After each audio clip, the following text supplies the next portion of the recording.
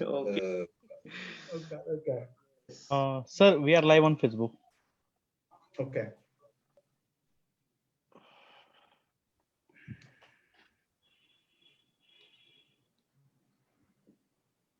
Sir, it is 5 p.m. So should we start?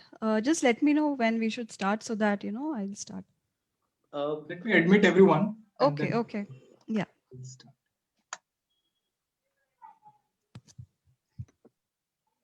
Atul sir, you may stop screen sharing now. No problem.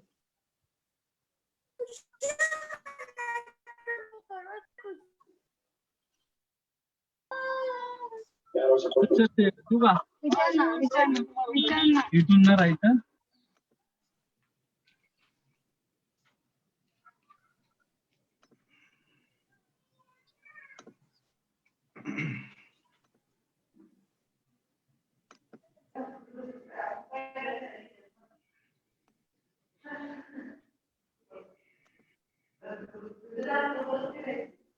Yeah, Neha, good to go. Yes, sir. Yeah. Okay, sir. Thank you. A very good afternoon to one and all present here. Over the centuries, we have transformed the ancient myths and folk tales and made them into fabric of our lives. Consciously and unconsciously, we weave the narratives of myth and folk tale into our daily existence. I welcome you all to the 14th International Webinar on the teaching of English beyond borders. This webinar is organized by ELT Pune chapter and powered by MIT ADT University, Pune. I'm happy to share with you all that we have registrations from varied countries and nations. We are elated by your presence and thank you for joining us for this webinar.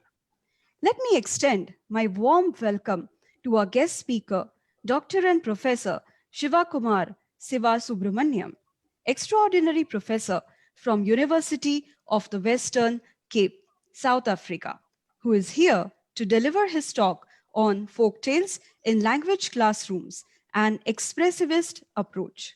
I would also like to welcome Mr. Surej Bhoyarji, the MIT ADT University manager, the president of ELT Pune chapter, Dr. and Professor Z.N. Patil, all our ELT Pune chapter members, participants, and office bearers. Welcome once again to this webinar. Let me introduce all of you to ELT Pune chapter. ELT Pune chapter was founded in 2019, and it is one of the youngest chapter under the umbrella of English Language Teachers Association of India, ELTI, which was founded by the noted educationist late Padma Shri S. Natarajan. ELTI has been bringing teachers of English in India together through national and international level academic activities since its inception, and it is the largest association of teachers of English in the country with nearly 5,000 members who are involved in teaching English from kindergarten to post-graduation. It is an associate of International Association of Teachers of English as Foreign Language, UK, and Teachers of English to speakers of other languages. It has also been very active in publication through online and printed journal and encourages budding researchers. ELTI turned 50 in October 2019, and in the same year, ELTI Pune chapter was inaugurated. Since then, the chapter is flourishing by leaps and bounds, and as soon as it is going to cross a milestone of 200 members. Professor Sridhar Gokhale and Professor Prashant Sinha are the patrons of the chapter, and the chapter has been proved to be one of the young and vibrant chapters under the able leadership of the president of the chapter, Dr. and Professor Z.N. Patil. The chapter has been conducting workshops and training programs for students, teachers in collaboration with institutions like Symbiosis, College of Engineering Pune, Tolani Maritime Institute, MIT ADT University, to name a few. And during this challenging time of the pandemic too, the chapter has conducted several workshops virtually in collaboration with many organizations. The office bearers of the chapters have been invited by various national and international organizations to conduct sessions. We would like to appeal to all of you to be a part of the ELT Pune chapter family by becoming a member of the chapter and witness a pedagogy makeover. Let me introduce our next luminary. It is indeed my pleasure and honor to introduce Mr. Suresh Bhoyarji. Mr. Suresh Bhoyar's vested interest lies in motivating students to be entrepreneurs. A passionate trainer by choice, counseling students, and learning actively are the areas that keep him engaged. A postgraduate in mechanical engineering, patents law, and in educational administration, he is keen to develop ecosystem for nurturing skills development as well as employability. He blends academic training in engineering and management with hands-on experience in developing individuals with right skills and attitude. At various institutes across Maharashtra, he has initiated the entrepreneurship awareness and development. He has been conducting entrepreneurial and IP-related promotional activities for the last 6 years. He has delivered several interactive talks at well-known institutes such as COEP, PICT, SSGMCE, GCOEA, PRMITR, MESCOE, Bharati Vidyapeeth, KJ Institutes, and Sinhagad Institutes across Maharashtra. He has conducted motivational sessions for several programs like EDP, TEDP, FTP for NSTEDB, DST, Government of India. Surat sir is confident to build the enterprising and innovative India. He has been assisting student startups in business development. With an exponential learning curve and amazing networking skills, his dream is to lead Ministry of Higher and Technical Education for better industry institute interaction, ecosystem development. We are very glad to have you here, sir.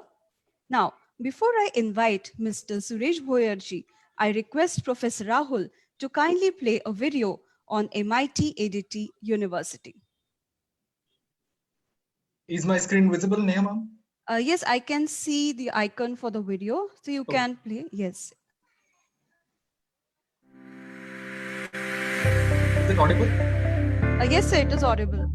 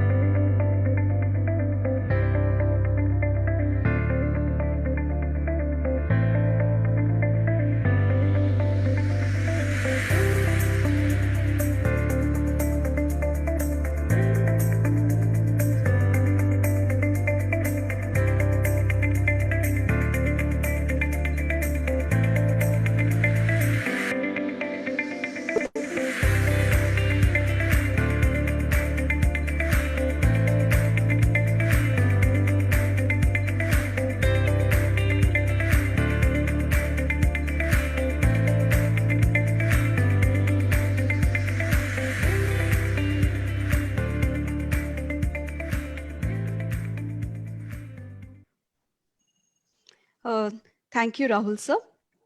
With great elation now, I invite Mr. Suresh Bhoyarji to please address the audience. Over to you, sir. Thank you so much, Neha ma'am, for such a Thank you, nice sir. introduction. welcome, sir. Am I audible? Yes, sir, you're audible. Thank you.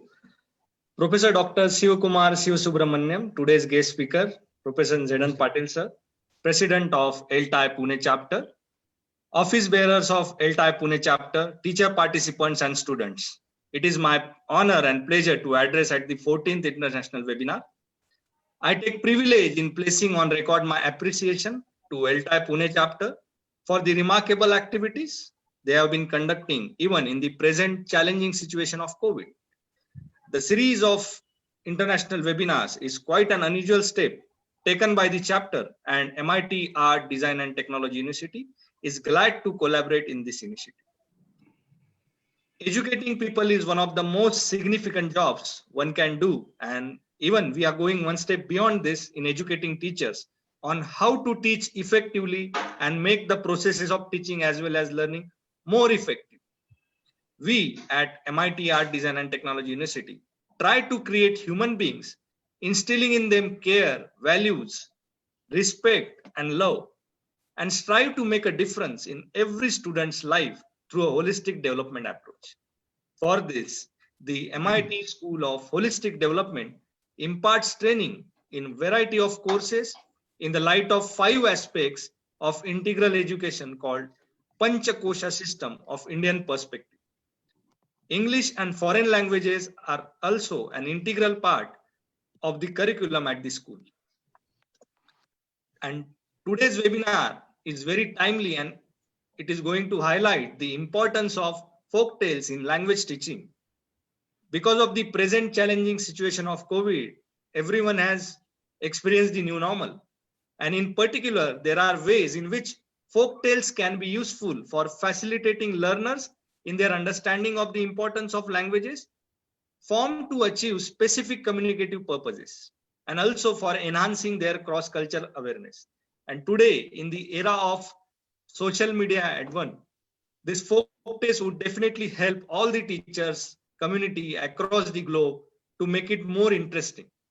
And I am glad that we have organized a webinar on such an interesting and useful topic today. And I wish you for its success. Once again, I take this opportunity to thank ELT Pune chapter, its office bearers, members, and especially today's guest speaker. We strongly support your endeavors and look forward to having a long association. I would not speak much because I'm not from that background, but yeah, I'm eagerly waiting for Dr. Shivkumar to listen his valuable thoughts. Thank you for the opportunity, ma'am. Thank you. Thank you, sir, for your wonderful address. Now, I would like to inform you that the feedback link for this webinar will be shared in the question and answer session. You are requested to write your name correctly. Please do not write your name in full block letters. You are also requested to write your questions in Q&A section on Zoom platform. If you're watching us on Facebook, you can post your questions in the comment box. I once again take this opportunity to welcome our guest speaker, Dr. and Professor Shivasubramaniam, Mr. Suraj Bhoyarji, as well as the President of the chapter, and all the office bearers and all the participants. Now, I would request Professor Rahul Kale to take over and introduce our guest speaker for the day. Thank you. Over to you, Rahul, sir. Thank you, Neha. Am I audible? Yes, sir, you're audible. Okay. It's my proud privilege to introduce our guest speaker of the day, Dr. Shivasubramaniam. In fact, this is for the second time Dr. Siva is with us. His first session with us was on using poetry in the language classroom, and that was super hit. And on public demand, we have invited Dr. Siva once again. Dr. Shivasubramaniam is currently extraordinary professor and immediate past head of language education in the Faculty of Education at the University of Western Cape, Republic of South Africa. He is also a National Research Foundation NRF rated researcher in South Africa. Dr. Shivasubramaniam serves the editorial board of the Journal of English as an international language, EILJ, as chief editor, and has served the editorial board of Asian EFL Journal as associate editor for several years. Both are reputed international peer-reviewed journals indexed by Scopus. He has been a foreign language or second language educator for over 35 years and has taught English in India, Ethiopia, Thailand, Bahrain, Armenia, and UAE prior to relocating to the Western Cape in 2011. His research interests include response-centered reading, writing pedagogies, literature-based language pedagogies, constructivism in EIL, second language advocacy, narratives in language education, and text-based approaches to academic and social literacy practices. And today, he is going to speak on folktales in language classrooms, an expressivist process approach. So without further delay, I would like to invite Professor Siva to address the gathering. Thank you. Thank you, Rahul. Thank you so much for that uplifting and emotionally overpowering introduction. Thank you so much. Good afternoon, all of you. My special namaskar to Surajji, who has actually been the driving force behind this meeting this afternoon. Namaste ji. And I would next like to offer my salutations to my big brother, Professor Zian, who I call him Zian affectionately. Zian, I hope you're there. I hope you can hear me. Yes, I'm here. Yes. You are. Nice to hear your voice. Nice to hear your voice. Thank you. I would also like to say a special hello to three of my very valued and long cherished international associates. Dr. Naima Han from Leeds Beckett. I can see her. Hello, Naima. I can also see Ahmed Achar from Izmir. Salam, Ahmed. And my trusted lieutenant on the EILJ editorial board, Dr. Vijay Thakur from Oman. Hello, Vijay. And nice to see your hand waving. And I would also like to express my special thanks to the wonderful ELT Pune fraternity. I think, you guys are an embodiment of affection, empathy, and efficiency. I mean, the way you go about doing things, I'm, impressed. I don't think I can find language appropriate enough to voice that, but please accept my heartfelt appreciation and acknowledgement of the wonderful work you're doing, especially at a time like this when the monster called COVID-19 is ravaging through our living spaces. Let's hope we'll be rid of this monster very soon.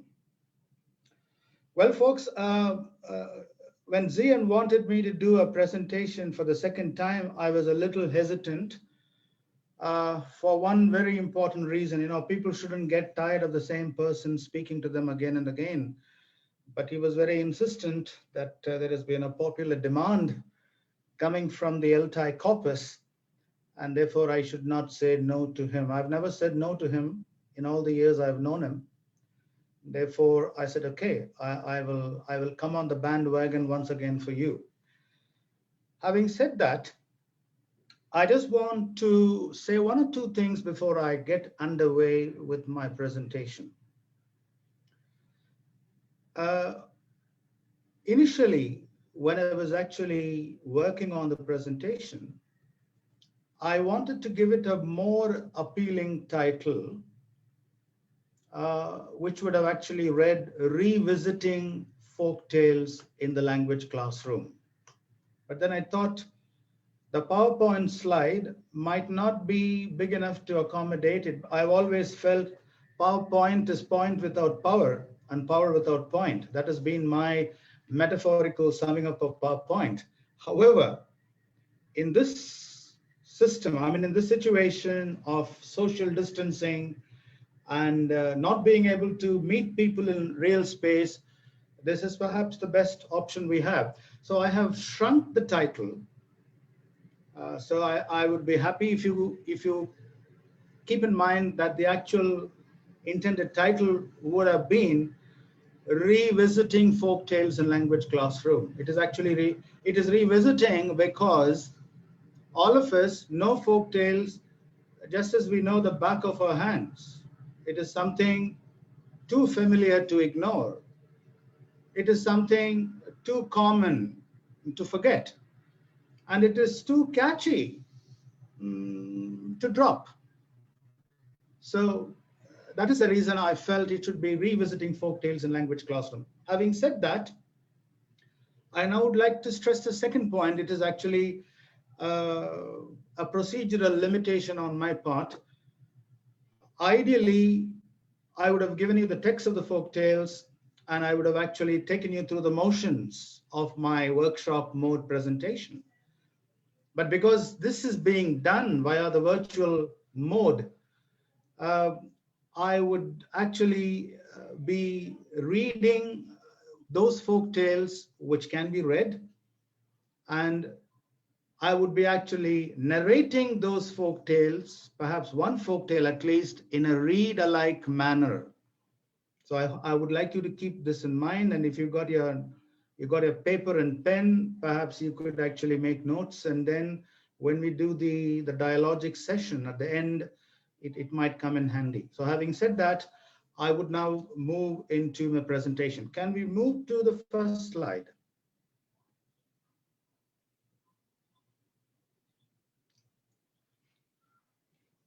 Rahul, the first slide? Is it the first slide?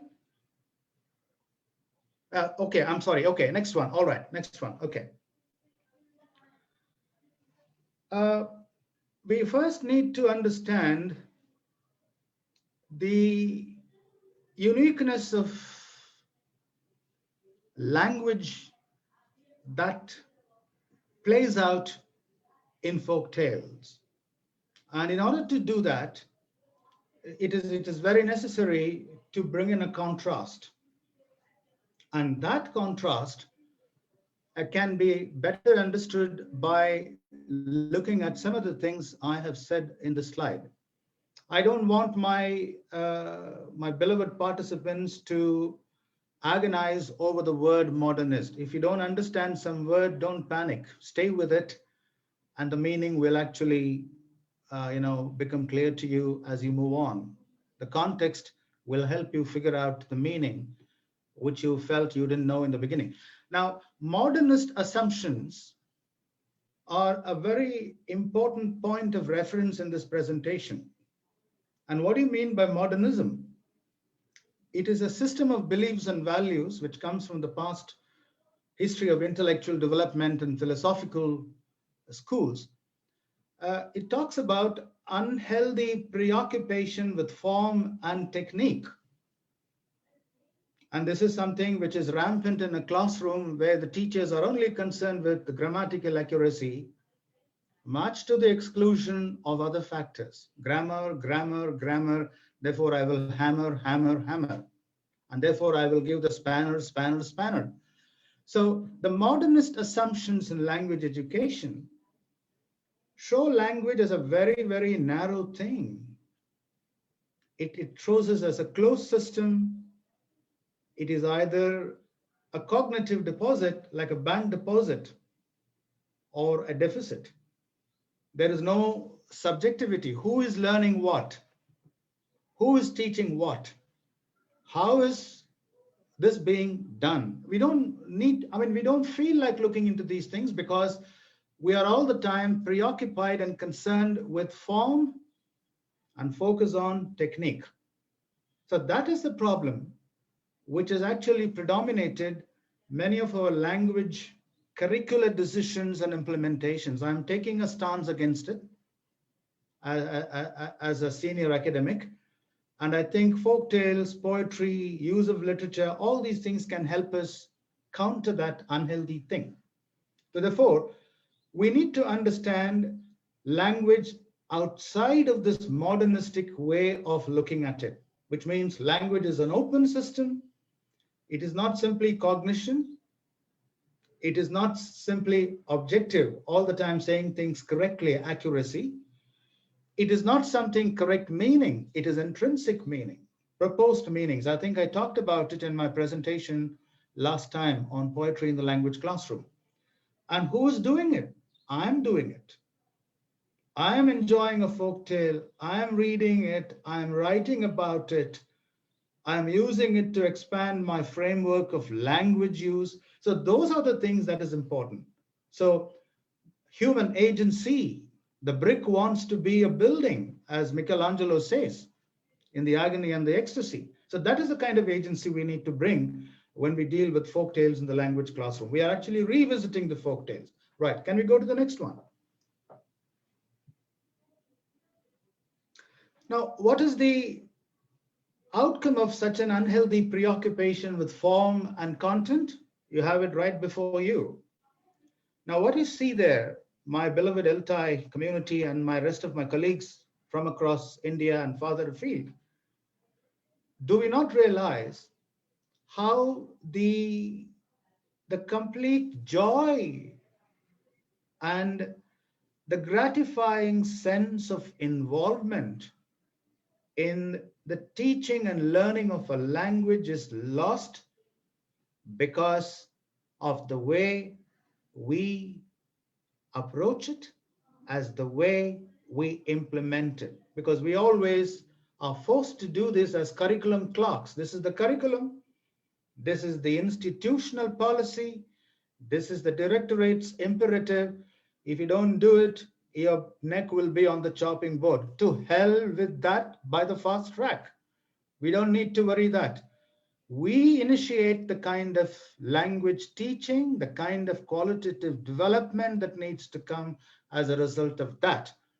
Therefore, these consequences have gone on for a long time. Even at this moment of my speaking, these consequences are ravaging like COVID-19 pandemic.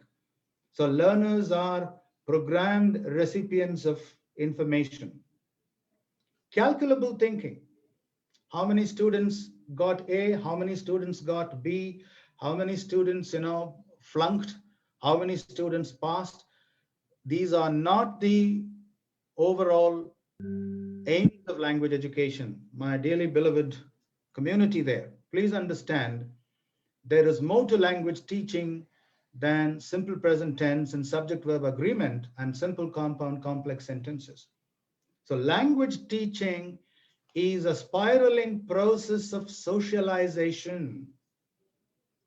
We are continually socializing. I'm continually socializing as I'm speaking to you. So that is the way we should see language. In that regard, the prevalence and presence of folktale in the classroom is a beacon. It's a boon. It's a bumper harvest of meanings and ideas in the class. All right, can we move to the next one, please?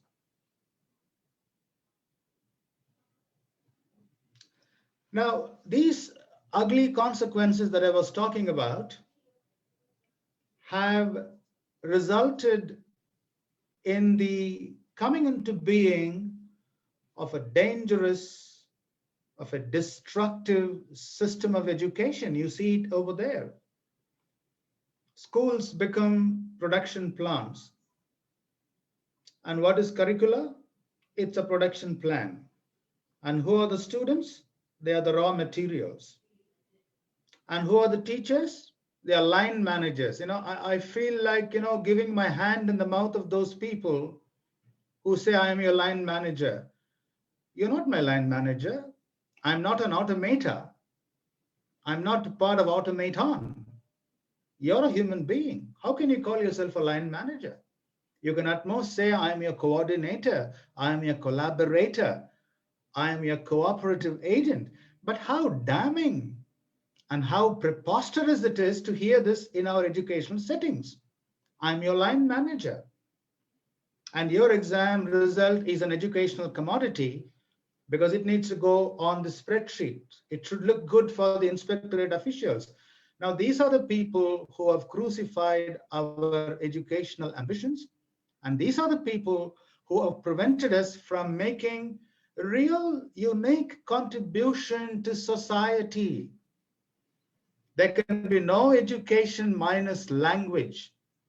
There can be no language minus education.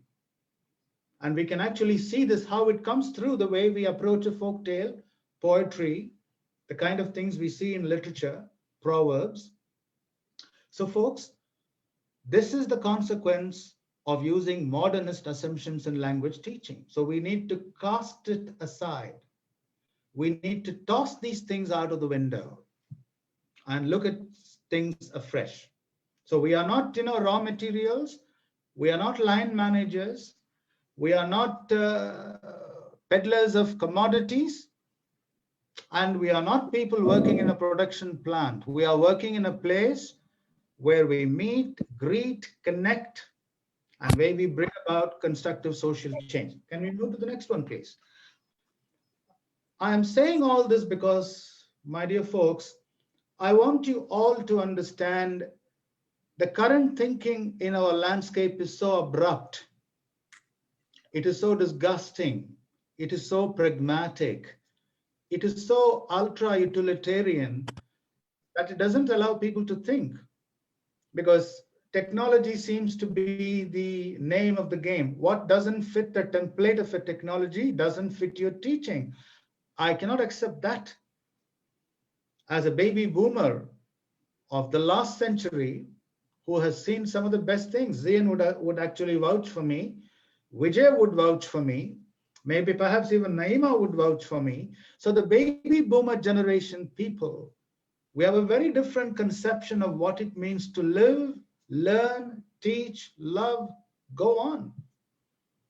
So I wanted to give you all those little preliminaries just to warm you up, just to get your juices flowing, just to make you even more awake and more alert. Now, what are the characteristics of folk tales? Now, before I do this, I just want to question all of us. Us includes me. It is not you and me. It is we. It is we. We are doing this together. It's not that, I'm doing something for you and it is not me and you. It is we. So what do we understand by the word folk tale? What is a folk tale? The word folk tale and the word folklore, they are very closely intertwined. Folk tales come from folklore. What is folklore? A sum total of traditions, values, beliefs handed down by one generation to another. So you see, there are so many cultures. There are so many cultures of humanity. And folk tales originate from folklore. And very largely, perhaps quintessentially, folklore is largely seen as a cumulative wisdom of experience, of understanding.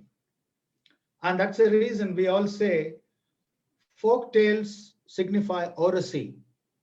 But when you read them, when you write about them, they become literacy. This is a very, very important point I want everyone to know.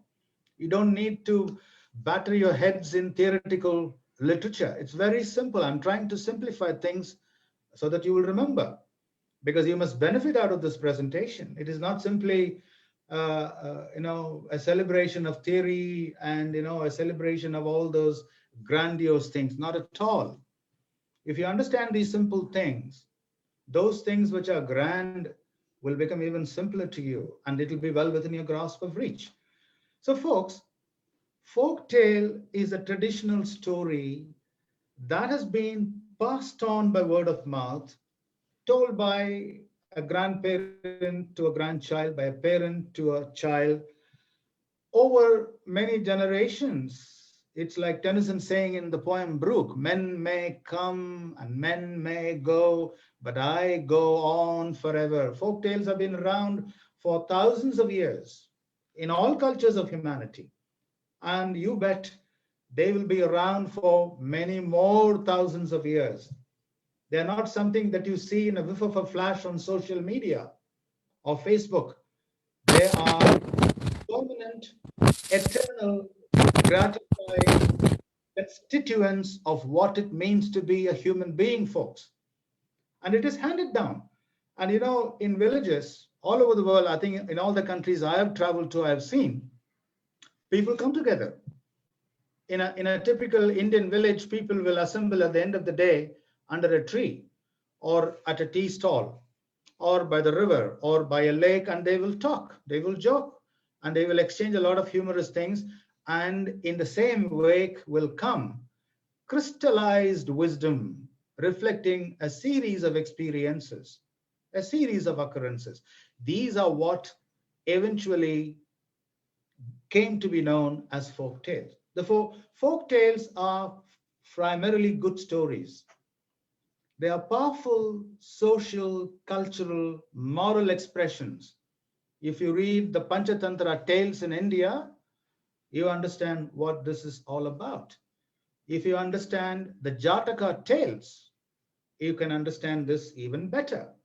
So Aesop tales, Aesop fables from the West, from the Greek tradition and culture, they are context facilitators.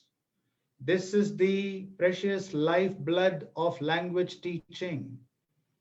If you don't help your students understand the context in which you are saying what you want to say, what you want them to say, and how you would like them to say, you are flogging a dead horse. You're plowing the sands. Colleagues, please understand that. Without context, there is no text. It is the text that makes the context absolutely supreme. And these are indices, the plural of index, of indigenous knowledge systems.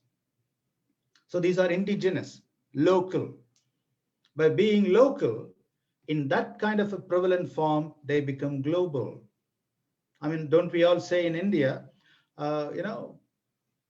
be an Indian in heart, but be a global citizen in mind and spirit. In the same way, indigenous knowledge systems, what is unique to one culture, can translate to the uniqueness and its speciality in another culture. I mean, we are all very closely connected. As the great novelist Herman Melville says in Mardi, countries are but sands and continents but dividing sands. Countries are but names and continents are but dividing sands. So one is a name, the other one is a demarcated sand. So folks, we are all inevitably connected. Our folktale will have a parallel, relevant amount of significance to somebody else reading it in another culture. So there is a kind of a mutual bridging across, a kind of an unavoidable translatability, a kind of a unbureaucratic transcendence. Bureaucrats cannot, do this because they don't have the heart, the sensibility, or the sensitivity to do this. They can only see templates and, signatures and typescripts and blah, blah, blah. Only we, that's the reason why we are far superior to them. Let us not forget that. What makes us very superior to them is the power and the potential of realization that God gives us as we continue to teach and educate people around us. So they are promoters of creative and hypothetical thought, as you're going to see now. So they help you promote creative thinking. Hypothetical thinking, my dear beloved participants, that is key. That is key to knowledge construction. If you don't ask what if questions, there is no use you're asking what, where, when, how questions. You will also see that as we move along in this presentation. So folk tales are promoters of creative thinking and hypothetical thinking. What would you have done had you been in my place? The dog barked and then it gnashed its teeth. It came hopping at you. It was about to sink its teeth in your calf, but it did not do because it realized you are not a hostile person. So you're asking that hypothetical question, what would he have done? Would he have screamed? Would you have, run, or would you have actually bent down to pet it on the back of its neck? So, folks, these are the kind of things we should be dealing in our language teaching scenarios. The unhealthy preoccupation with comma, semicolon, full stop, subject verb agreement, simple present tense. If you don't get it grammatically correct, you are going to be dumped. These are recipes. These are formulaic applications for academic manslaughter, academic genocide, academic homicide. Let the language flow. Let the language generate itself. Let it pulsate. Let it bubble up like a fountain in the middle of a park. And that's what the folk tales can do if you know how to use them. Right. Next one, please, Rahul. Now, they give us an alternate explanation of language. I'm not going to dwell a lot in this. I think I've already talked about it. I mean, they help us understand language as an expansive system. And that is the reason why the meanings we use in language are also not permanent. They are indeterminate.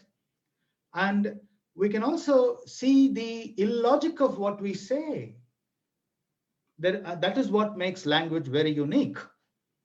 By helping to see the unseen, by helping to hear the unheard. So it is a great involvement in the way we construct and share meanings with people. Right, next one, please. Okay, now I'm going to actually narrate a folk tale in a read-alike manner. And it is one of the oldest folk tales in Tamil culture. That is my mother tongue. That's my first language because I was born into a Tamil family. And this story has been around for thousands of years. I've heard it as a boy. I've heard it as a grown-up. And I still hear it when I go back to Chennai on my home leave trips. So I'm going to narrate it in a reader-like way because the whole story is in Tamil. And if I read it in Tamil, many of you may not be able to understand. Therefore, I'm going to narrate it to you with a little bit of theatrics and histrionics here and there. And then I will take you through the slide as soon as that is done. In the meantime, you can keep listening to my narration and you can actually keep seeing some of the things that are here on the slide. In a lush, green, beautiful village in Tamil Nadu, many, many years ago, there lived a hard-working, family-loving farmer by name Vellai Sami. Vellai in Tamil means white and Sami means God. So his name was Vellai Sami, which is a traditional name. Vellai Sami's wife Karthiyayini was a devoted person. She valued her husband's hard labor. She admired her husband's creativity in cultivating the land. And she did everything that she could do to her best to keep the family happy. They were blessed with a baby boy whom they named as Chinnamani. Chinnamani means little and Mani means bell, little bell. Now, can you see the metaphorical beauty of this? So, Vellai Chami, Karthiyayini, Chinnamani. But before the baby was born, they were actually drawn to a mongoose, which they tamed and which they domesticated. And the mongoose would be with them 24/7. It would sleep under their cot. It would crawl. It would go with Vellachami to the field. It would come back with him in the evening. So it became an inevitable part of their life, daily living. So they called this mongoose as Chellamani. Now, Chella means very precious, very dear, very close. That's a metaphor in Tamil.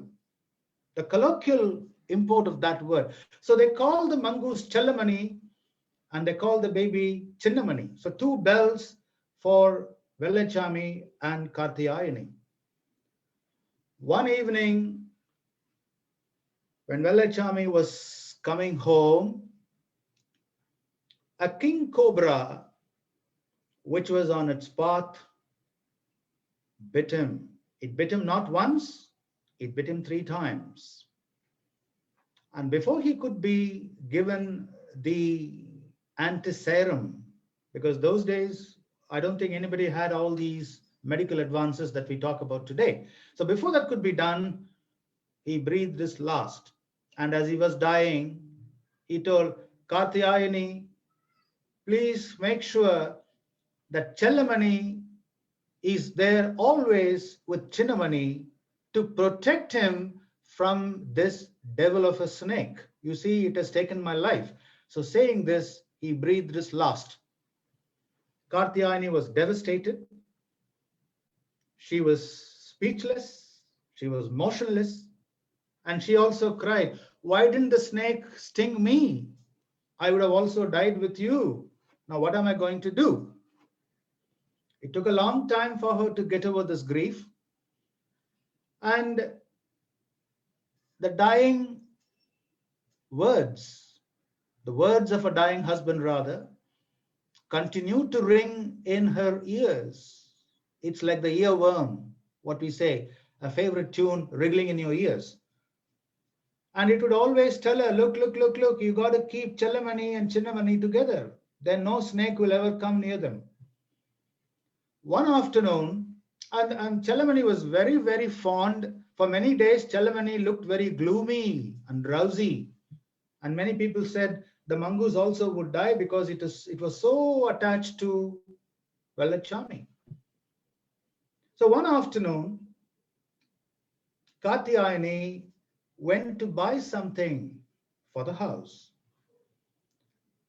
Chinnamani was fast asleep on the floor and he gesticulated to Chellamani, look Chella, I'm going to the shop. Please make sure that nothing harms Chinnamani, who is your brother. So saying this, she went. When she came back, she found the mongoose Chellamani perched right at the door frame, the threshold. And the mouth of Chellamani was covered with blood. The moment she saw this, she realized that Chellamani must have actually bitten the child to death because she saw blood oozing. The whole snout of the mongoose was dripping with blood. So in a moment of anguish and in a moment of stupefying anger, she stamped the mongoose to death. And she hit the mongoose with the stick she had in her hand to death. And she said, this is the gratitude you show me? I asked you to guard your younger brother. And you, devil, you have killed him like the other devil which killed my husband. So saying this, she ran into the house, wailing in horror. And when she ran into the house, what did she see? She saw the child fast asleep in perfect tranquility. No wriggling, no ruffling, nothing at all. And what else did she see? She saw a 7-foot king cobra, perhaps the same cobra which bit her husband to death, lying there, bitten and severed to several bits. The baby was fast asleep. The baby didn't know that there had been a tussle between the mongoose and the king cobra. So the king cobra was gone, bitten to death and pieces. The baby was fast asleep and the mongoose was dead. So the woman cried and cried and cried and cried, invoked all the gods' names that she knew and said, what a sin I have committed. Why didn't God give me a better sense of understanding? So when you read a story like this, you can have a very nice application which will actually emphasize the centrality, the immediacy, and the primacy of how language is generated when the framework is fluid, when it is indeterminate. So you ask your students, what did you read? You can focus them on the context. What did you read? We read about the story of a mother and mongoose in a village. And did you have any problems while reading? Let them speak. Sir, we did not understand this. Ma'am, we did not understand that. What interested you in reading? Some of them will say the way the farmer cried to his wife, asking her to train the mongoose to safeguard the baby. And somebody might say the angry mother who killed the mongoose in absolute haste. And what kind of new vocabulary did you learn? Focus them on the content words, not on grammatical words. Please don't waste your time focusing on grammatical words. It will not produce any healthy outcome. I'm guaranteeing you this. 250 years of grammar teaching has only made a lot of idiots in the field who can't think outside of grammar lessons. So don't, get unhealthily anchored with grammatical words. Instead, focus on content words and help your students to understand the meaning of those words by teaching them context cues, synonyms, antonyms, rephrasing, comparison words, contrast words. So how would you connect your reading to life? Now, this is where you can practice derivations. And I'm sure many students in your class will say, think before you act. It's a wisecrack, right? Haste makes waste. If you do things in a hurry, it will end up in waste. And another thing which is very important all over the world, across all cultures of humanity, appearances are deceptive. The woman thought because there was blood in the mouth of the mongoose must have killed her baby. If only she had said, let me go in and see what is there, she would have been the happiest person on earth. So these are the ways by which we provoke thinking and deprogram our students' mind into making them believe that there is more to language than grammar. And that is what we need to do. We need to do it at all levels, not just at the school level, at the levels of college, even at the levels of doctoral supervision that I'm doing now in South Africa. I need to do that because language is not a frozen, definite construct. It is a fluid, provisional, tentative, ever expanding, evolving construct. Okay. Now go to the next. See, by strengthening the existential experience of the readers through response, it is possible to initiate an understanding of how culture as a form of human practice can transform the world. So colleagues, what is culture? It is a form of human practice. And this practice can differ from place to place, from country to country. But at the end, it all converges. As Herman Melville says, countries are but names and continents but dividing sands. Can you go to the next slide, Rahul? So you can ask some questions which can, pepper hypothetical thinking. How would you have felt if you had been the mongoose?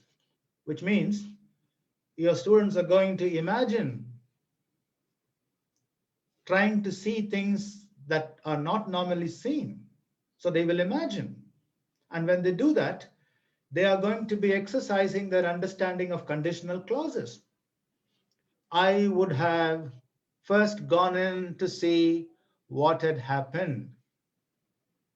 The mongoose, if you want the mongoose to say that, what would you have done? I would have cried to Katyayani that she shouldn't kill me. I would have protested my innocence. I would have voiced my loyalty. I would have confessed my fidelity for the family. Now, these are the ways You promote hypothetical thinking. Hypothetical thinking is something which all human beings need. If you don't have hypothetical thinking, you're going to play it into the hands of stupid leaders who would readily polarize you, deceive you through the demagoguery, and who would put you in divisions. So it's a very important hallmark of literacy, hypothetical thinking.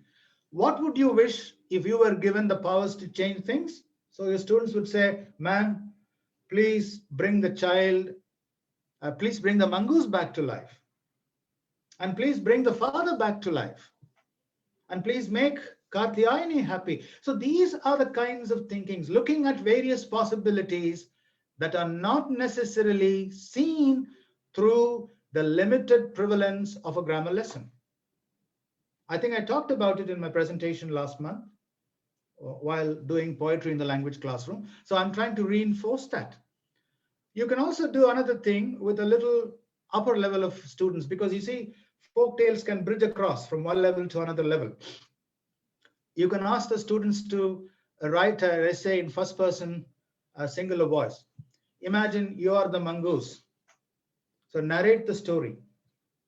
Yes, I am the mongoose. I'm being, kept as a pet in Kartiyayani's house. My name is Chalamani. Because I came into this family before the baby boy came, people always call me Chalamani. So this is the way you build the repertoire. And by doing that, you are generating language, you're generating discourse. And by generating discourse, you are generating an endless string of ideas and meanings for communication. So narrate the tale in the voice of the mother, the mongoose, or a bystander who was actually watching the whole phenomenon. So he's going to narrate this to a press. Imagine a reporter telling the media the hasty action of an ignorant widow, of an ignorant woman. So these are the possibilities that you can actually look at when you use a folk tale like this. It is how you use it, not what you do, but how you use it. That is very important. Can we go to the next one, please? So you can have a series of discussion activities, negotiating a new ending for an existing folk tale. Now, if you apply this to the folk tale, I have now narrated to you in a read-alike manner. You can say, give it a happy ending. Kartiyayani came. She did not find it shocking because she knew no mongoose would ever allow a snake to dominate it. So she was very happy. She bent down, stroked the mongoose in all her gratitude. She went and saw the boy sleeping in perfect tranquility, and she offered a thanksgiving to God. So that could be a new ending for an existing folk tale. So ask your students to indulge in semiotic mediation. What is semiotic mediation? Seeing every meaning as a sign for action. Language teaching is a semiotic mediation. You propose signs, you receive signs, you reprogram signs, you reject signs, and you modify signs.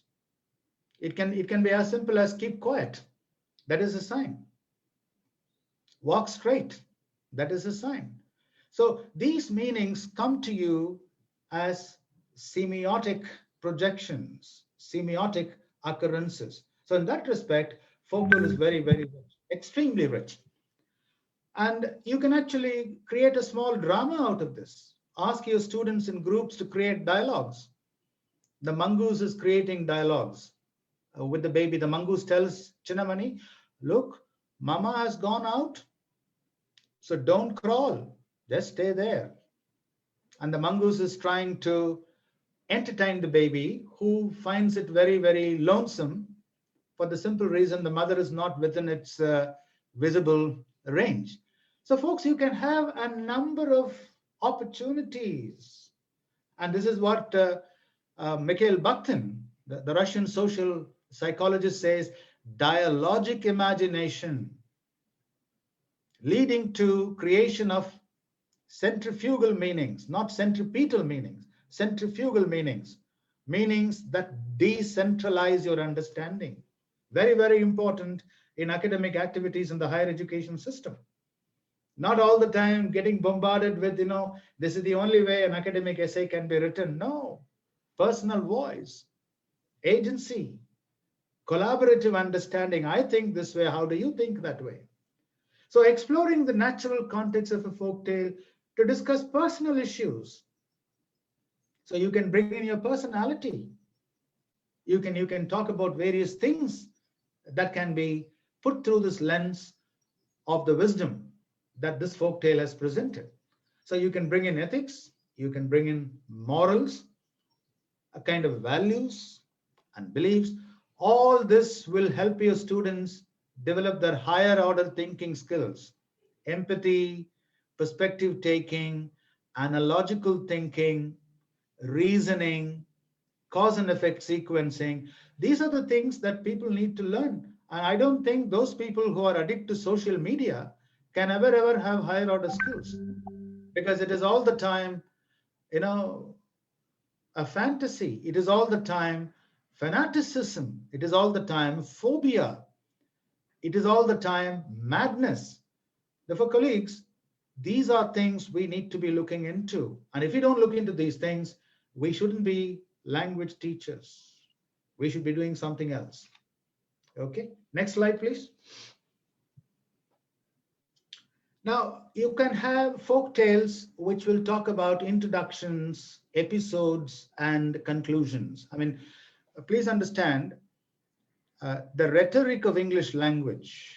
I don't want to give you another, long-standing theoretical exposition on that, but that is another conversation. But for now, I will tell you, the rhetoric of English language is threefold: beginning, middle, end.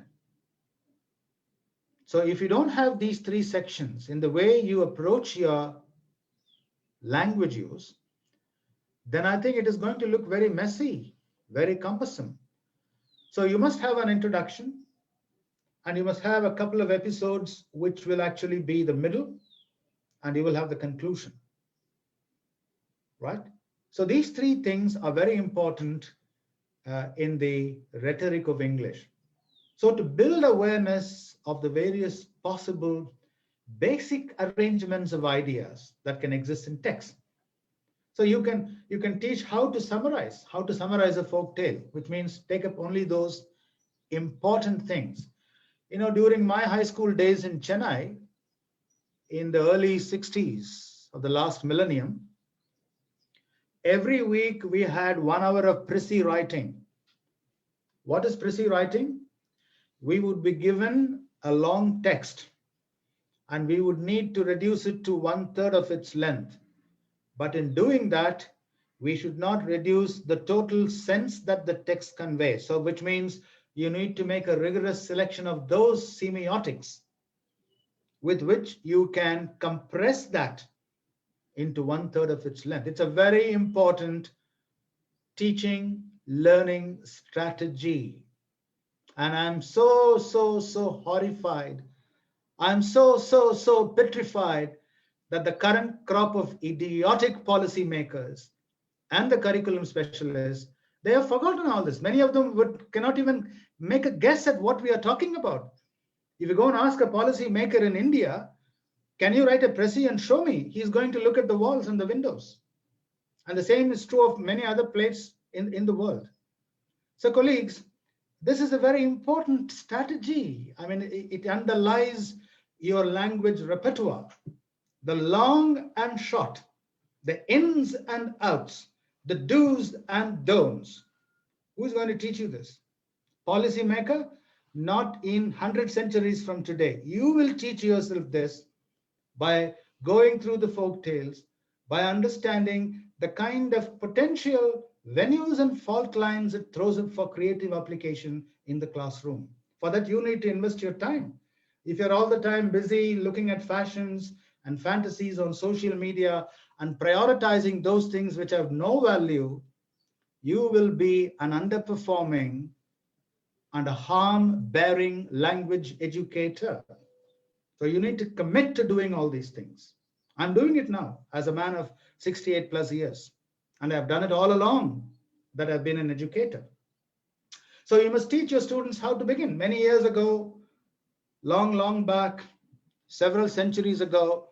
So to begin with the beginning, to start with the beginning. So that is the way to go. So teaching these things early will make discussion of stories and literature easier. So as things advance, as the soup thickens, as the stew thickens, you can actually bring in further explanations. And that is what is important. You see, language teaching is an evolutionary process, not a revolutionary process. So you can start by explaining what it means to introduce a person in a small drama. This is Vellachami, the most hardworking farmer in this village. This is his little pet, Chalamani, a long cherished mongoose in the house. How do you introduce yourself? Oh, I'm pleased to meet you. This is my friend. Oh, you're from there. Nice to hear that. So introductions. Every day we go through episodes. Taking a shower is an episode. Getting dressed before leaving for work is an episode. Eating breakfast leisurely, eating breakfast in haste, that is an episode. Jamming the door shut because you're in a hurry, that is an episode. Trying to, use the reverse gear instead of the forward motion gear in a car because you're in a bloody frame of hurry, that is an episode in its own right. So colleagues, you need to understand these are the things which are the givens, the non-negotiables of daily living, experiential understanding, the cumulative wisdom that comes through that. When did we forget all this? When did these things become trivial that we have actually flushed it down the drain? How sad. How very, very, very, very sad. So introductions, episodes, and conclusions. I'm now going to read a folk tale which will actually talk about this. Can we go to the next slide, please, Rahul? Now, this is a story. This is actually a South Korean story. I heard this when I was a visitor in South Korea for the Asian conference long back. And then I happened to get the text and read it myself. Now I'm going to read the story. It is a translation in English. So please listen to me very closely. Once upon a time, a tiger leapt into a pit and it was crying for help. A kind scholar who was very helpful to everyone passed by the pit. So while he was passing, he heard a distant scream, "Help me, help me." The scholar hurried in the direction of the scream. He was surprised to see a big tiger in a deep hole. And when the tiger saw the man, it began to scream even more loudly. The scholar hesitated, deliberating over whether or not to pass the tiger by. The tiger begged, pleaded with teary eyes, "Please don't leave me in this terrible hole, sir. Please, please. If I save you, you will eat me. Is that the reason why you're asking me to save you?" said the scholar. "No, I will not eat you. If you save my life, I will celebrate you," said the tiger. "I promise." So the scholar pulled the tiger out with a stick and with a rope. The tiger rested for a while, breathing out in great relief. And when the scholar said, "Let me now go my way, you go your way," the tiger said, "Wait, you can't go. I need to eat you. You cannot go. I have to eat you." The scholar was very shocked to hear this. "What did you say? Did I not save your life? Did you not promise me that you would not eat me? Now you want to eat me? The tiger laughed. You know, all men are wicked creatures, more wicked than me. Therefore, I need to eat creatures which are more wicked than me. Can you see the comparison and contrast here? Now, saying this, the tiger wanted to leap at the man. The scholar pleaded with it. Now it is a reverse of climax. Please, please don't kill me. Please don't eat me. Let us try and negotiate. Let us go and ask somebody whether I must be killed by a tiger, after all, for having saved its life. The tiger said, yes, I will submit your request, but I know you're going to fail miserably. Let's go. So they went. They went to a cow which was grazing by the side of the path. And therefore the scholar asked the cow, I saved this creature from a deep hole where it would have died of suffocation, but now this creature wants to kill me and eat me. Do you think it is fair for this creature to kill me? The cow answered, putting its tongue out, lolling, you must be a good person, but I think man must die. He always causes me pain by abusing my labor. This is what the cow said. As soon as the tiger heard this from the cow, the tiger said, did I not tell you nobody would speak in your support? So now I have to eat you. So you must die. Get ready. The man again pleaded with it. They said, please don't kill me. Let us go and consult a second person. Let us go and see if there is a better judgment in the second source. So they walked a little ahead and they came to a big pine tree. And the scholar asked the same question to the pine tree. I saved this tiger from a deep hole and now he wants to eat me. Do you think it is fair for the tiger to kill me? The pine tree grimaced at the scholar and said in no uncertain tone, man is always bad. He cuts trees to pieces and burns them as firewood. I am no exception.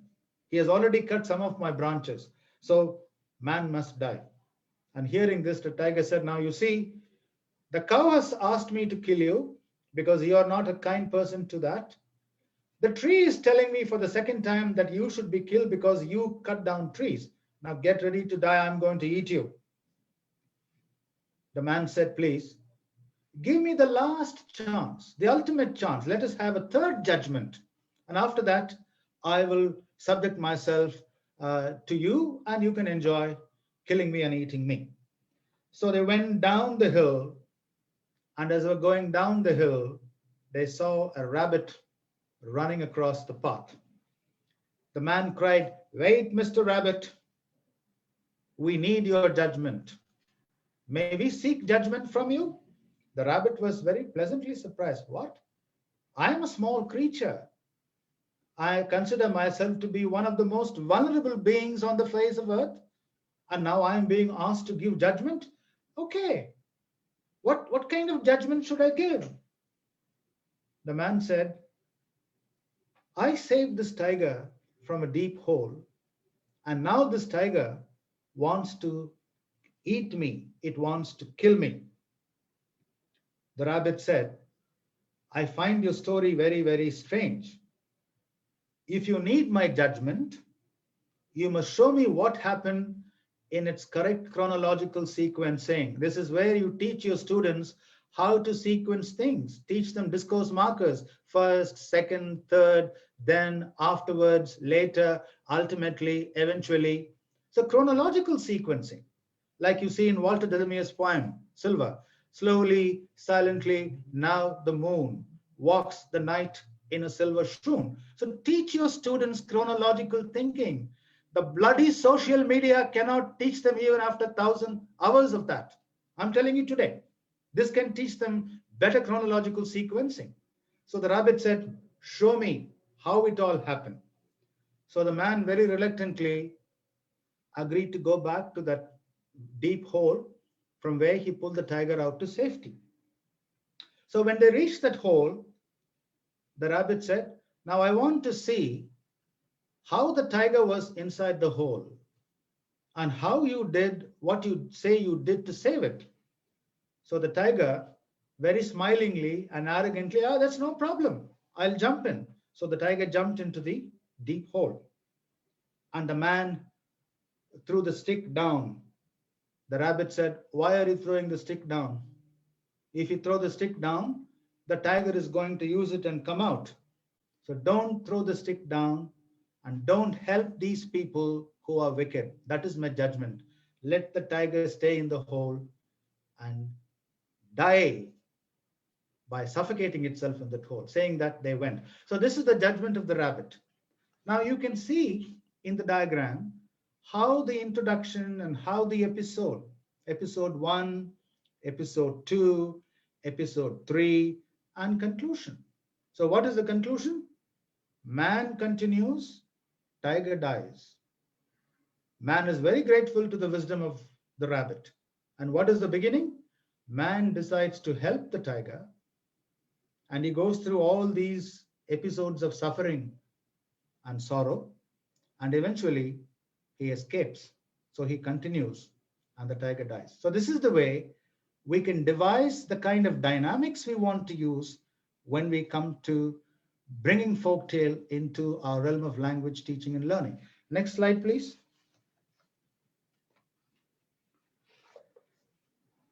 So that is one kind of story. The first folktale, which I told you in a reader-like manner, it can apply to a wide variety of applications, including the ones which I talked about with reference to the judgment of the rabbit. Now we move on to another one, which is called the cyclical story. In a cyclical story, the structure is in a different category than the structure explored in the previous activity. The reason is very simple. We have an introduction and we will have parallel episodes, not progressive episodes, and a conclusion. So in the previous story, every episode progressed from its previous one. But in a cyclical story, you will have very many parallels, lateral thinking, not unidimensional thinking, but lateral thinking. It is all side by side by side by side. They straddle. They don't intersect. They don't overpass, but they come along. It is like, 4 lanes of traffic on the highway. So the characters just happen to be in the same place at the end as they were in the beginning, which means if you were a carpenter in the beginning of the story, you would still be a carpenter. If you're a gambling addict in the beginning of the story, you would be a gambling addict in the end of the story. These are things that technology cannot point out. It needs the intrusion of human agency and intersubjectivity, and most importantly, the kind of agency that we bring into classroom by being a human. Even the most sophisticated teach bot cannot do this. And that's what O.E. Wilson says in his Social Conquest of Earth. It's a fantastic book. I want all people teaching to read that book. The human mind, there is no parallel to that. And that is the reason why perhaps Tennyson said, man is the roof and crown of creation. We are the roof and crown of creation. There is nothing more above us, right? So as such, we are really looking at this, what we are looking at is content rather than the structure. So we are not being modernistic, but we are being postmodernistic. Fluidity, variety, diversity, creativity, constructivity. So that's what we are looking at. So this pattern can occur in many folk tales. You can even rewrite a folk tale in this way. And it also shows in logic arguments and in history. When you teach history, you can bring in this folklore perspective to it. Parallel episodes. Ashoka the Great, he first went to war, and as he was fighting war, he did not spare even the widows. He killed a lot of Buddhist monks. And as he was killing the Buddhist monks, he realized he should not continue with that any further, and then he became a Buddhist. And the irony is, we have used him as a national emblem. Ashoka the Great, I mean, I'm being very critical, so don't find fault with me. Ashoka the Great is an embodiment of the national emblem of India. But what is his life history? The Battle of Kalinga. Thousands of people were massacred, including Buddhist monks, helpless women, children, because of his lust for war. So, colleagues, cyclical story, the stone cutter, I'm going to read that. I'm going to read that very, very quickly. And let us see how we can actually do something with it. I'm going to read it very quickly.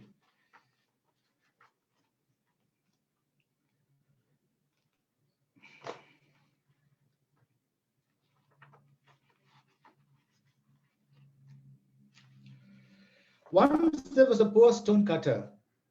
Each day he went to the mountain and cut blocks of stone and then took them to the market to sell.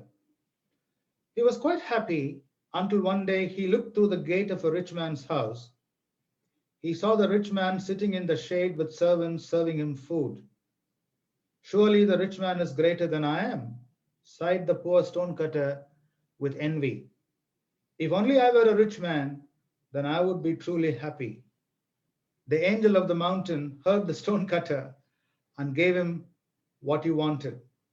At once the stone cutter found himself in a palatial house surrounded by a lovely garden and with a big fleet of servants waiting at his beck and call.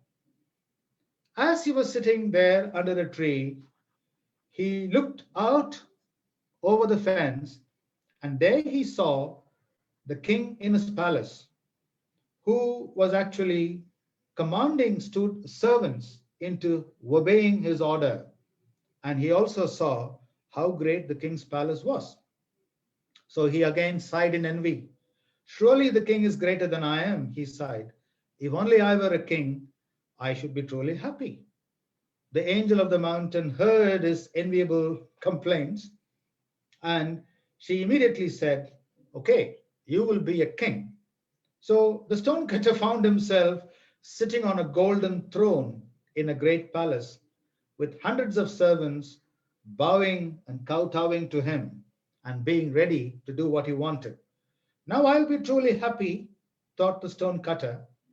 But a few days later, while he was standing outside the palace, he saw the sun beating down on his head. It was so hot that he had to go back into the palace. And then he said to himself, if I were the sun, I would be truly happy. The angel of the mountain again felt very sorry for him. And she said, okay, you can be a sun and you can now shine down on the earth and people who would be running here and there to cover themselves from the heat. So now the stonecutter said, I'll be happy as I am the sun. But soon a cloud came between him and the earth so that no one could see him. Surely the cloud is greater than I am, the stonecutter sighed once again with envy. If only I were the cloud, I would be truly happy. The angel of the mountain heard the stonecutter again and gave him what he wanted. The stonecutter became a cloud raining upon the earth. Where the rain came, people ran for the houses. Now I'll be truly happy, thought the stonecutter, but he noticed that when the rain beat down on the mountain was not affected. Aha! The mountain surely is far greater than I am. If only I were a mountain, I would be ultimately happy. The angel of the mountain heard this envy and the sigh, and she said, okay, I'll give you what you want, and I'm going to make you into a mountain. The stonecutter became a mountain, very strong, lofty, firm, sturdy. Now I'll be truly happy, said the stonecutter to himself. But soon he saw a small stonecutter coming up the side of the mountain to cut blocks of stone from the mountain and take them away. Surely the stonecutter is greater than I am, he sighed. If only I were a stonecutter, then I would be truly happy. The angel of the mountain heard and gave him what he wanted. once again, he became a poor stone cutter. At this, he was thankful and never wished again something that he was not. So this is the Japanese folk tale. And it tells us that how the way we think can make life miserable or manageable or enjoyable or forgettable. So folks, these are the kinds of things that we should be doing when we use imaginative content. You can ask your students to say, look, you're the stone cutter. Now narrate the whole story in first person singular voice. Or you can say, you are the angel of the mountain. You're going to dramatize your interactions with the stone cutter. You can write a beautiful dialogic essay. He said, I said, she said, I said, we felt, they felt. So can you see you're generating language instead of allowing your students to get stuck with the correct grammatical sentence manipulation? Can you see this? So this is very important. So we have now seen 3 folk tales. Now let us go to the last one. Can you go to the last one, please? The next slide. Now, problem solution story. Now, problem solution story is a prelude. It is a precursor to cause and effect. This is a very, very important rhetorical pattern in academic thinking, in academic reading, academic writing. There is an effect for everything, and you need to teach your students how to manage it. And this is one of the most important higher order thinking skills, according to Mikhail Bakhtin and according to Lev Vygotsky, 2 great social psychologists. Aside from being chronological, most folk tales are either problem solution or cause and effect, or sometimes they could be a mix of these two. Now, let me give you something in a very humorous, in a very casual sense before I take you into the story. Now, you can see the problem solution here. You have a flat tire and you have no money. It is raining and you don't know English. The solution could be what? You go to the gas station to fix the tire. You have no money. You want to get a job, but you don't know much of English because the job requires English. So you take class. You don't know how to manage the rain. You have an umbrella. But remember, folks, the problem solution can sometimes lead you back into the problem. You buy a car because you don't want to go through the crowded buses and city metros. But then you realize you don't have enough money to fuel it, and therefore you want to borrow it. And when you borrow money, you get debt ridden. Now, can you see this is a spiral which needs to be sensitized into the psychic repertoire of our students. So they should understand that everything happens in a spiral, not in a linear way where it meets its end as a closure focus. See, closure focus practices in language teaching is very bad, and we should try to avoid it. So in that way, using literature in the language classroom, especially poetry and folk tales, short stories, all these are wonderful. They are wonderful because they are replete with merciful content for creative applications. So I move to the next one, please. Yes, and we'll be happy if you could finish your presentation in another 5 minutes, sir. Then in that case, I won't go through this folk tales. I will go to the next slide. Let us frog leap this, Rahul. Okay.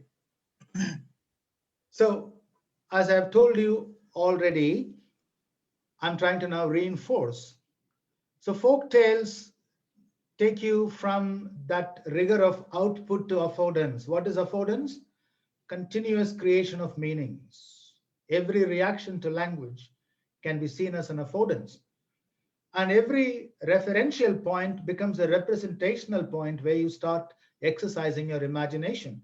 You don't see language as a reductionistic exercise, but you see it as an expansionistic, autobiographical writing, dramatizing, refabricating the story, changing the ending, changing the beginning, trying to hypothesize things which did not exist in the story, which could come to exist in the story by your use of language. So those are things which will transform your practice from one of silence to a pedagogy of voice and experience.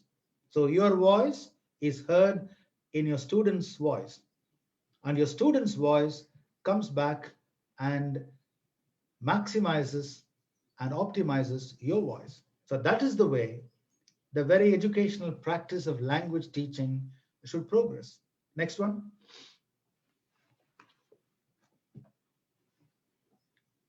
So folktales are saying a mediational influence to language teachers, which means you're not going to be a banker inviting deposits of reading and writing from your students, a transmission model of learning. No, you're going to encourage and initiate and sustain a cooperative and a collaborative model of learning where meanings and ideas are more important than subject-verb agreement and simple present tense. So you are asking your students to take risks with learning. Even those students who feel deficient with language, they will come out. Teacher, can I try? I want to rewrite the story in first-person voice. Teacher, can I try? I want to propose a slightly different ending to the story. Make it happier or make it sadder because I want sympathy from the onlookers. So you're inviting very many possibilities of meaning construction. That is the reason I called it a semiotic mediation, a continuous realization of the creative potential that folktales have for us as language teachers. Next one. So a folktale is not a self-referential closed circuit. It is not, something that you read once and then forget about it. It is connected in meaningful and revelatory ways with the world of experience outside of its text. Countries are but names, continents but dividing sands. What is unique to your culture has several complementarities and commonalities with what is unique in my culture. Therefore, this is the kind of bridging across, this is the kind of bringing together that we should be promoting, preserving in our classrooms. Remember, our job is not simply to teach language, mark assignments and get done. Our job is to produce thinkers, people who will think, people who will have nice value systems and belief systems in them, and who will be proud citizens of democracies. We need to unleash the emotional, the cultural, and the spiritual drive of our students. And how we do that? By making them feel that they have as good competence as you have to propose meanings. So please, for God's sake, go loose on your unhealthy preoccupations with simple present tense and subject-verb agreement. Try to look at the language as a fluid construct, as an expansive construct, and not as something which can be put in a small reduction. Next one, please.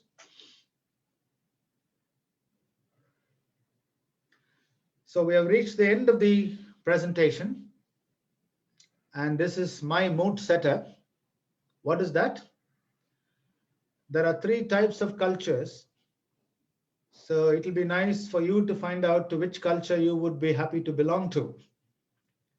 Cultures which emphasize conserving knowledge promote reproductive approaches to learning, stretching strategies such as memorization and imitation, dealing with questions of what? Rote learning. It goes on all over the world, especially in many parts of Asia. I've been in Thailand, I've been in Bahrain, and I've also done consultancies for people in the Far East. So this is a pandemic, this is an epidemic there, not a pandemic.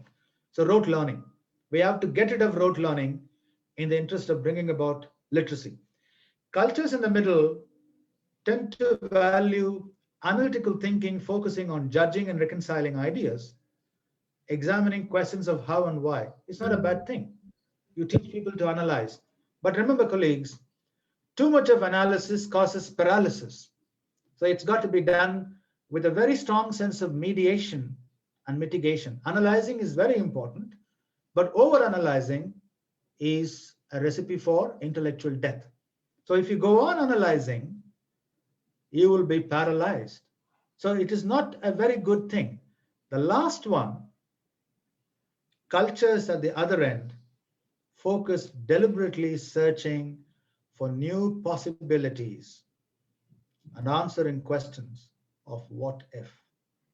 Problematize, problem pose, problematize, problem pose. I talked about it in my last presentation on poetry in the language classroom, and I would like to say that, and with that, I would like to end this presentation. Thank you so much for participating in this, and I hope you would actually take away the things that you think you should take away from the presentation and put it to good use with your students. God bless you all. And I'm really proud that you're all happy to be in the teaching profession. Therefore, my humblest salutations. God bless. Thank you. Yeah, thank you, Professor Siva, for that wonderful presentation. And we can see it in the chat box. People are complimenting it in such a wonderful manner. They really enjoyed it a lot. Now, I'd like to summarize the talk. It will be like showing a candle to the sun, but then I'll just summarize it in 2 minutes. Very interestingly, you started with a 360-degree overview of modernist assumption in the language education. What are the teachers' concern, and how's the approach of the students? How's the approach of educational institutes, schools, and how they have turned into practical, a production plan. And then you went on to discuss the characteristics of folklore. It was very interesting. What I really liked about this presentation was the way you narrated those folk tales in a read like a manner, and then we enjoyed all those stories, the mother and mongoose, and then the Japanese folk tale, this cyclical story. It was really amazing, and the kind of activities that you helped us or you helped us imagine with, it was really amazing, sir. And we will definitely try our level best to use those activities in our language classrooms. And lastly, you advise us to get rid of those rote learning thing. That was very interesting. So without further delay, I'd like to stop it here, and then I'd like to invite some questions from the audience. So do we have any questions for Professor Siva? Yes, sir. We have one question from Vidyadhar, and the question is, why folktales are not included in the syllabus of colleges in India? Yes, Rahul, you want me to answer that? Yes, sir. Yes. Yeah. Neha. Yes, sir. That's a very good question. I'm so happy that this person is critically aware of the mess that is going on. As I mentioned in my last presentation, we need to ask the education minister, the human resources minister in India, who is boasting about his education policy, if he had really given consideration to such a thing. Now, folk tales are abundant. They are as abundant and as countless as the stars in the sky. So only through cooperative and collective voice representation of the teachers, the policymakers can be made to realize that what is useful should be made relevant in their syllabus. So as I told you earlier, they hide behind their policy statements. That means whatever they write is absolutely perfect. So please act in compliance with it. So it is actually a dictatorial ecology. So we need to challenge that. And how do we challenge that? ELT Pune is the ideal place to do that. You should all write a memo. I'm sure Zian can do that, and send it. Let it make it into the bureaucratic sphere of thinking, where people will say, look, we are the people doing time in the trenches, and we think by using folk tales in the English language curriculum, we can do a lot of things. We can teach people to think. You see, the problem is the populist leaders don't want the citizens to think. because the moment people start thinking, they know their positions are going to be jeopardized. I think I made a point to this effect in my last presentation, and I'm repeating it another time because I'm not scared of any politician. I'm not scared of any politician for that matter. See, people in South Africa know that very well. Therefore, what I'm saying is we need to tell those people what we think is beneficial to our students. And the best way to do it is to use the ELT Pune chapter. Write a brief. Let it go to the Maharashtra State, Minister of Education. Let it also go to the Human Resource Ministry in Delhi, because they don't have a clue. I mean, they are making ceremonial statements and misleading people. I cannot agree with this point any better. God bless this person for posing this question. So, other thing is, we don't need to rinse our hands and wriggle in victimhood. Okay, you don't include folktales in your syllabus. I'm going to include it. I will make a curricular inclusion in that because I'm not a curriculum clerk. I'm not a curriculum clerk. I'm an educator. Therefore, I will work with the curriculum. I will not allow the curriculum to work with me. So that is the kind of thing we must encourage in our teachers. And I don't think it's a problem. I mean, we can always teach folk tales in classroom and still tell these policymakers, look, what you want us to do by opening the door, we will do without opening and breaking the door, without shouting all those slogans. So it is possible, absolutely possible. But Can I? ELT is a very important reckoning point. You need, as a group of educated people, to tell the government what is missing and how that gap can be plugged. I'm sure Zian will, agree with me. And I Yes, also yes. hope, and I also hope, Zian, you need to initiate something on this, please. Yeah, If you don't actually, want, I will write the brief. Yes? Can I say something? Yes, please. I don't think the question is based on full truth. It's based on half truth. These, there are several folk tales which have already been included in textbooks prescribed at different levels. For example, let's take the case of the textbook prescribed by NCERT, National Council for Education and Training, for class 6. The same folk tale about the mongoose and the snake and the farming family is already there in the class 6 textbook prepared by NCERT, right? And we have other folk tales like the greedy old woman and the lime tree, which is the Ukrainian folk tale. And one of my students, one of my research scholars, worked on this topic for his PhD. Using folk tales to develop linguistic creativity among school boys and girls. And that was the monumental work that one of my research scholars did. So it is not true that we haven't included folk tales. We have included folk tales, but we can't include so many folk tales in one textbook. We have our own limitations. We have a folk tale, we have a short story, we have a one-act play, we have some poems, and so on and so forth. So folk tales are already there. I don't think the questioner, I don't think the gentleman or the lady who asked this question is aware of this fact that folk tales are already there. Thank you. Yeah, Thank you. Zian, very, very quickly, to actually come in on what you said, if you don't mind. Mm-hmm.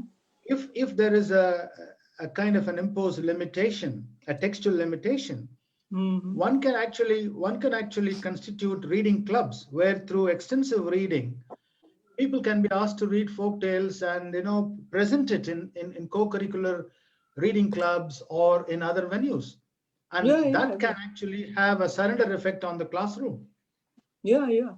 I mean, I know of many folk tales, short ones or shorter ones, which are already available in the form of reading cards. We have a package.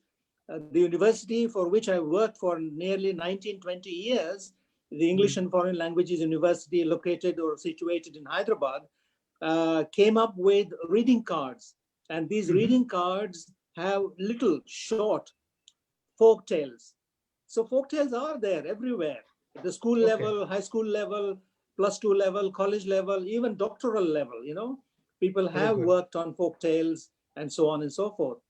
But Okay. you know, as a textbook writer, I have my own limitations. For example, I can't include 10 folk tales in one book. I have to include one folk tale, one or a few poems, one or two essays, short travelogue, and you know, Okay. things of that kind. It has to be, you know, a collection of various genres. Yeah. Yeah. Thank you. Yeah. Anyway. Okay, let's have one last question and then. Yes, sir. We have two questions. I'll have this last one. Sir, can we relate folklore to business and corporate communications? Absolutely yes. Absolutely yes. Yes and yes. Because wisdom realized over experiences in particular contexts, in particular settings, within the confines of traditions and cultures, can translate itself to a host of, realizable, achievable actions. It is just like a broad spectrum antibiotic. You can cure lung infection with it. You can cure throat infection with it. You can cure stomach infection with it. In the same way, the wisdom can be translated. This is what we call translatability. I mean, don't we use a car sometimes to transport a sick patient to a hospital? In that sense, the car, doesn't it become an ambulance? And don't we not sometimes use a car to ferry a lot of goods? Instead of allowing people to travel in it, we fill it up with all kinds of stuff and then we drive. So we need to understand the multi-dimensional utility aspects of that wisdom and folk tales. Corporate people will become better, socially responsible and socially conscionable people if they, redesign their practices with a focus away from money and with a focus on the well-being of human beings. So definitely, absolutely, spot on. Folktales can actually do that. Thank you, sir, for your answer. Now, I would like to request the President, ELT Pune chapter, Dr. and Professor Zirin Patil, to give his special comments on the topic and announce the next webinar. Over to you, sir.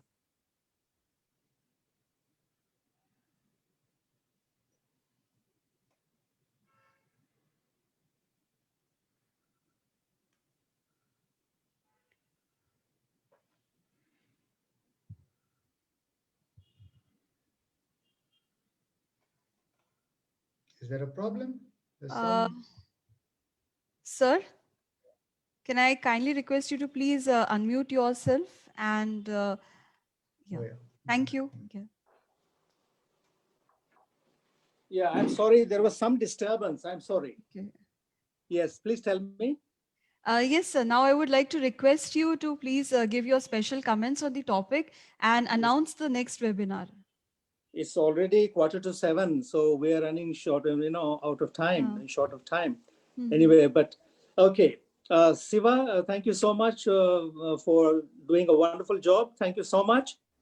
And it was a treat listening to you. Hello, Siva. Yeah, yes. I'm here. Yeah, I'm here. I said listening to you is always a treat, a feast. And we enjoyed your last lecture, last talk, and we enjoyed this talk today as well. And I could see the feedback on the chat box. Everyone is very happy, and everyone found your talk very interesting, enjoyable, focused, and concentrated, and useful, practical. Now, folk tales can be used at different levels. For example, I'll narrate with your kind permission. Neha, how much time? Yes, Can sir. I take 3-4 yes, minutes? Sir. Yes, sir. Please go ahead. Yeah. So I'm going to narrate a very short folk tale, and I'm going to demonstrate how this particular folk tale can be used at different levels to do different kinds of things, to administer various types of activities at different levels. Once upon a time, there was a young man, and about 22 years ago, he was born in a poor family. And a year ago, he got married, and his mother was poor. His mother-in-law was poor too. One fine morning, he got up and he said to his mother, "Mother, I want to go and see my mother-in-law. I haven't seen her for a year. Well, I met her only when I got married last year. So can I go and see my mother-in-law?" And the mother said, "All right, my son, you should go and see your mother-in-law. She's a widow, and your wife, that is my daughter-in-law, is her only child. She doesn't have any son. She doesn't have another daughter. And I'm sure she feels lonely. She is alone. So do go and see your mother-in-law. But remember, my son, I have two pieces of advice for you. And the mother said, number one, my son, don't sit on a low place. And the son said, all right, mom, I'll not sit on a low place. And number two, my son, use heavy words, use weighty words. And the next morning, the man left his house at 8:30 in the morning. And by the time he reached his mother-in-law's village, which was about 3 to 4 kilometers from his own village, it was 10 o'clock. And the moment the mother-in-law saw the son-in-law, she was elated, she was delighted. But the poor lady had no furniture in the house. She didn't have any sofa set. She didn't have a teapot or a stool or a table or a chair. She didn't even have a bed. She had a bamboo mat. She spread the bamboo mat on the floor and requested the son-in-law to be comfortable. He remembered the first piece of advice given to him by his mother. My mother said, don't sit on a low place. And this lady, my mother-in-law, is asking me to sit on a low place. And he said to his mother-in-law, I'm sorry, I can't sit on the mat. It's a low place. And my mother has advised me not to sit on a low place. After a minute or two, he saw a haystack, a heap of dry grass just opposite the house. And he said to himself, that's a high place, isn't it? So he ran out of the house and climbed up the haystack and sat on top like a yogi. It was a small village. The whole village gathered around the haystack within 5 minutes. And everybody began to whisper, why is this man sitting on the haystack? He got married last year. He was absolutely normal. What's the problem with him now? Has he gone crazy? Has he gone mad? And the mother-in-law felt very embarrassed. She came out of the house and requested the son-in-law to be inside the house and be comfortable there on the mat. He said, hammer. Hammer? And she repeated the request and he said, axe. Axe? And when she repeated the request a third time, he said, grinding stone. Now, how do we use this particular folktale to achieve different objectives at different levels? Now, let me give you an example. Suppose we want to teach dictionary skills at the school level, high school and intermediate level. We can use this folktale. We can ask the learners to go to the pages where they find the word low, because the mother asks the son not to sit on a low place, and she advises him to use weighty words. So we can direct the learners to go to those pages of a dictionary where they can find the word low and the word weighty, and they can find the dictionary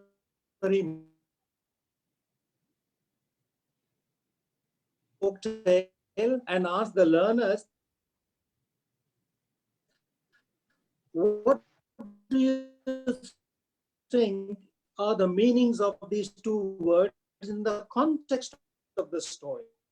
And Siva very rightly pointed out the importance. Look at these two words, low and weighty, given in the dictionary are different from the meanings that we find in the context of the short story. In the dictionary, low means not high.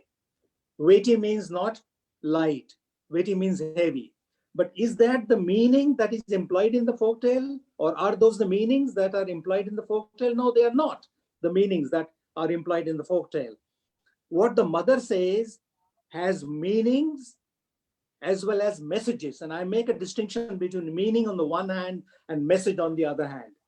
The meanings are given in a dictionary, but messages are found in the contexts, in situations, in occasions, and in relationships. So what does the mother say? What message does the mother, or what messages, which messages does the mother convey to the son when she says, don't sit on a low place and use weighty words? Don't sit on a low place. The message is, and the message was not understood, misbehave.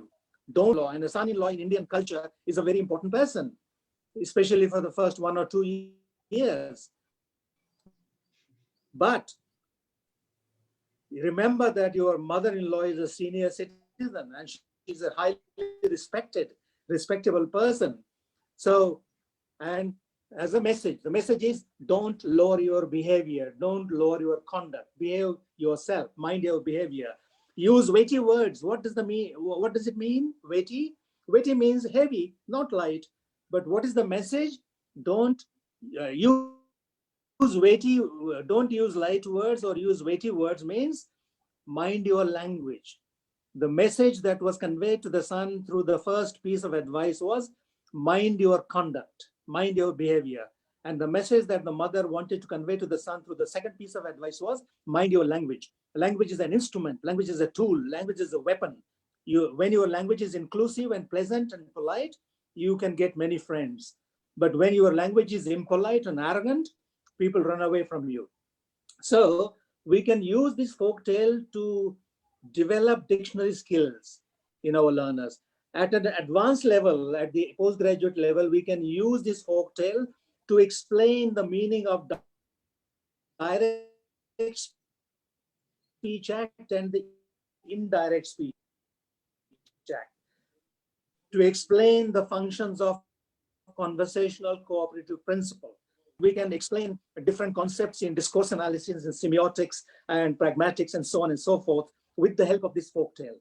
So folk tales can be used at different levels, right?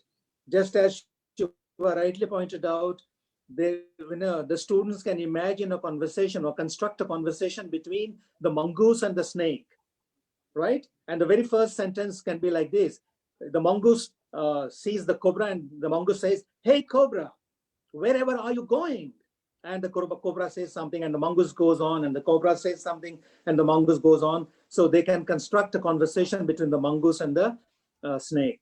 Or there can be a conversation between the mother who comes back from shopping and the mongoose that is waiting with the blood covered mouth at the door. And the lady starts beating the mongoose, and the mongoose says, Mother, don't beat me. Listen to me first. Please don't beat me. Don't kill me. I have good news for you."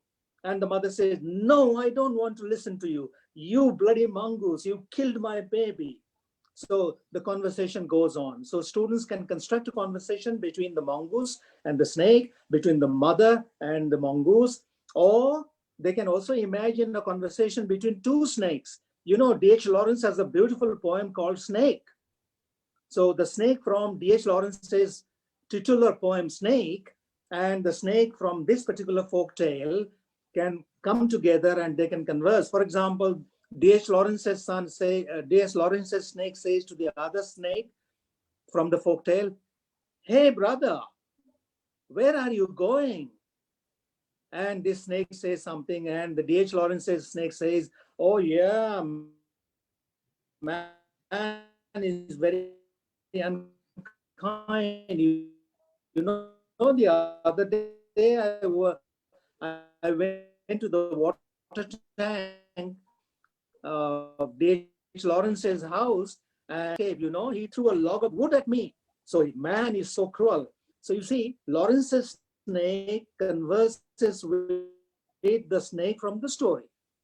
The snake from the story converses with the mongoose in the story.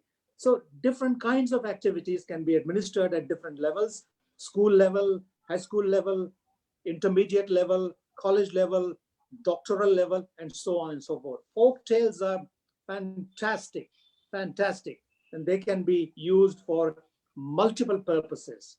Thank you so much. Thank you so much. Thank you, sir, for your comments. The Dalai Lama rightly said, "The roots of all goodness lie in the soil of appreciation for goodness." On behalf of ELT Pune chapter, I take this opportunity to thank the people who made this webinar a success. ELT Pune chapter is extremely grateful to our speaker for the day, Dr. and Professor Sivakumar Sivasubramaniam, for enlightening us with his wonderful presentation and speech, and Mr. Suraj Poyarji for his address.